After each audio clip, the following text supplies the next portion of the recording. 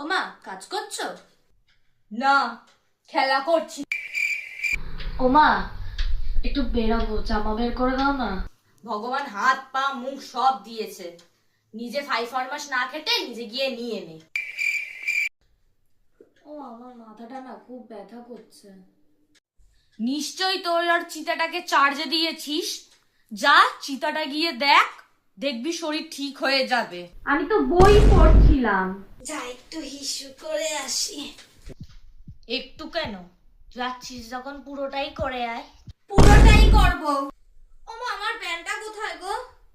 আমি পরে বসে আছি তো তোর প্যান্ট। একটু পটি পেয়েছে। নে, এর মধ্যে কর। পটি পেয়েছে। আমার না খুব ঝাল ঝাল খেতে ইচ্ছা করছে।